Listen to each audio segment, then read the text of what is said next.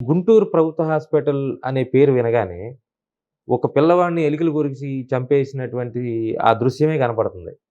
గుంటూరు ప్రభుత్వ హాస్పిటల్‌ని మళ్ళీ పూర్వ వైభవం రావటానికి గాని, లేదంటే కొత్త వైభవం రావటానికి గాని మీరేం చేయబోతున్నారు? ఎందుకు ఇంతకుముందు కంటే ఇప్పుడు ఆల్రెడీ మీకు చాలా దానికి కూడా మేము మల్టిపుల్ రివ్యూస్ పెట్టాం మనం. హ్మ్. రివ్యూస్ పెట్టి నేను వచ్చేటప్పటికి 8 లిఫ్ట్‌లుంటే 5 లిఫ్ట్‌లు పనిచేసేవి కాదు. హ్మ్.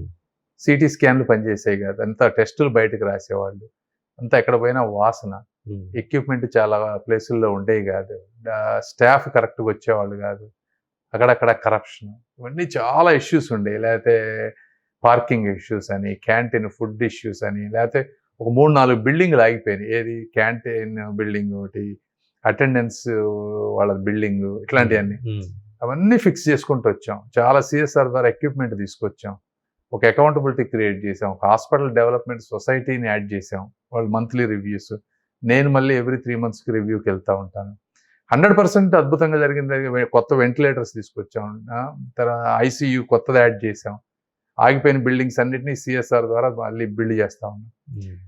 ఇవన్నీ చాలా వరకు ఇంప్రూవ్ చేసాం. నాకు తెలిసి ఇంతకు ముందు మీద 1000 రెట్లు బెటరు. ఇంకా నాకు తెలియకుండా అక్కడక్కడ కొన్ని ప్రాబ్లమ్స్ జరుగుతున్నాయని విన్నాను. సో, డెఫినిట్‌గా మళ్ళీ ఇంకోసారి ఎవ్రీ 3 మంత్స్‌కెళ్ళి మళ్ళీ రివ్యూస్ పెట్టి 1 బై 1 చేసుకుంటూ వస్తాం. ఇప్పుడు ఇంతకు ముందు మీద చాలా బెటర్‌గా ఉంది ఈరోజు హాస్పిటల్.